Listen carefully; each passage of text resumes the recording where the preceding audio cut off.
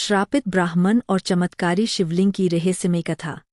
नमस्ते दर्शकों, आप देख रहे हैं चांदनी मिश्रा ऑफिशियल, एक ऐसा आध्यात्मिक मंच जहां हम आपके लिए लाते हैं हिंदू धर्म की रहस्यमय, अद्भुत और प्राचीन कथाएं, जिनमें छुपे हैं ज्ञान, चेतना और भक्ति के दिव्य रहस्य।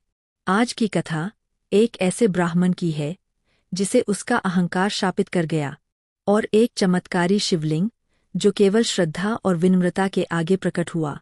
तो आइए, प्रकाश और अंधकार, अभिमान और भक्ति, ज्ञान और शून्यता की इस यात्रा में हमारे साथ चलिए।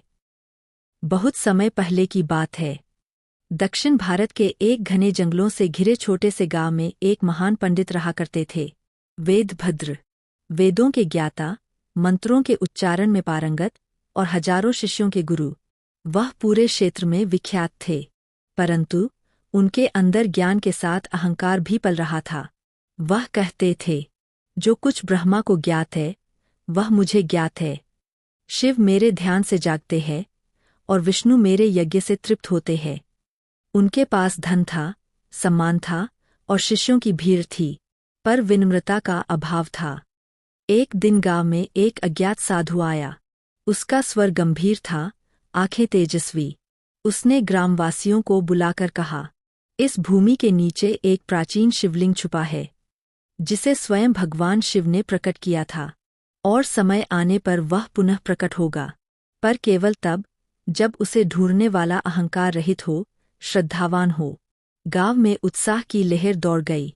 लोगों ने जगह-जगह खुदाई शुरू की। कई भक्तों ने व्रत लिए, उपवास किए। परंतु जब वेदभद्र को यह बात पता चली, तो उनका अहंकार और उभर आया। वो बोले, मैं शिव का सर्वोच्च भक्त हूँ। वे तो मेरे ध्यान में बैठे रहते हैं। शिवलिंग खोजने की मुझे आवश्यकता नहीं, स्वयं शिव मेरे पास आएंगे। वेदभद्र अब जंगल में चले गए। एक गहन कुटिया में उन्होंने ध्यानस्थ होकर तप शुरू किया। वर्षों तक उन्होंने शिव का ध्यान किया, पर शिव प्रकट नहीं हुए। उनके मन में क्रोध भर गया। उन्होंने भीतर ही भीतर जलना शुरू किया। क्यों नहीं आए शिव? क्या मैं अयोग्य हूँ? क्या मेरे ध्यान में त्रुटि है? नहीं, शिव को ही आना होगा। एक दिन वे गांव लौटे, जहां लोग अब भी शिवलिंग की खोज में लगे थे।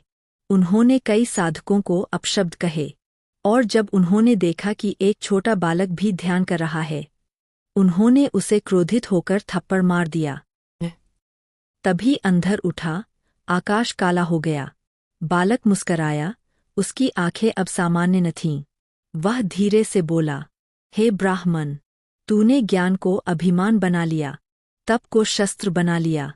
तूने ईश्वर को चुनौती दी, और अब तेरे ज्ञान का अंत हो गया। बालक ने अपना वास्तविक रूप प्रकट किया। वह स्वयं शिव का गण, नंदी था। तभी आकाशवाणी हुई, हे वेदभद्र, अगले 7 जन्मों तक तू अपने समस्त ज्ञान को भूल जाएगा। जब तू स्वयं को शून्य समझेगा और निष्कपट हृदय से मुझे पुकारेगा, तभी मैं तुझे दर्शन दूंगा। वेदभद्र वहीं मूर्छित होकर गिर पड़े, और जब होश आया, उन्हें कुछ भी याद नहीं था। न वेद, न मंत्र, न नाम, न ध्यान। कई वर्षों बाद उसी गांव में एक गरीब किसान जन्मा। नाम था भानुदेव। उसे कुछ समझ नहीं आता था, पर उसके हृदय में एक अनजानी तड़प थी। रातों को वह किसी अदृश्य शक्ति से बात करता, जैसे कोई उसे पुकारता हो, शिव, शिव, शिव। एक दिन खेत जोतते जोतते वो थककर वहीं गिर पड़ा।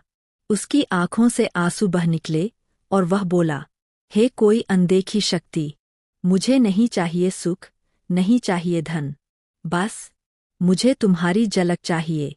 मैं कुछ नहीं हूँ, पर तुम सब कुछ हो। मुझे स्वीकार लो जैसे मैं हूँ।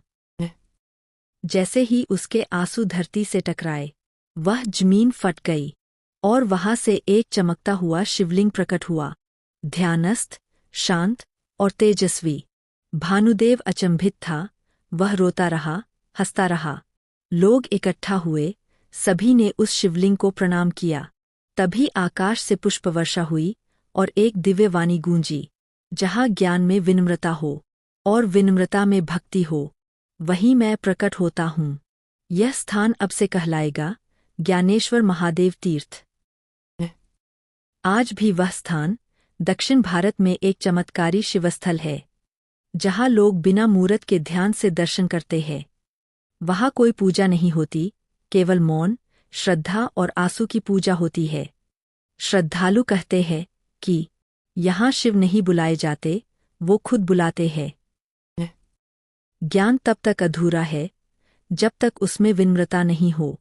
ईश्वर को पाने के लिए अर्पण चाहिए, अहंकार नहीं। जब हम स्वयं को शून्य मान लेते हैं, तभी शिव हमारे भीतर प्रकट होते हैं। प्रिय भक्तों, अगर आपको यह रहस्यमय कथा पसंद आई हो, तो कृपया इस वीडियो को लाइक करें, अपने परिवार और दोस्तों के साथ शेयर करें और नीचे कमेंट करें। हर हर महादेव। अगर आप ऐसी और भी चमत्कारी, अलौकिक और भावनात्मक कथाएं देखना चाहते हैं, तो चैनल चांदनी मिश्रा ऑफिशियल को सब्सक्राइब करें। हम फिर लौटेंगे एक और आध्यात्मिक यात्रा के साथ। हर हर महादेव। जय शिव शंकर।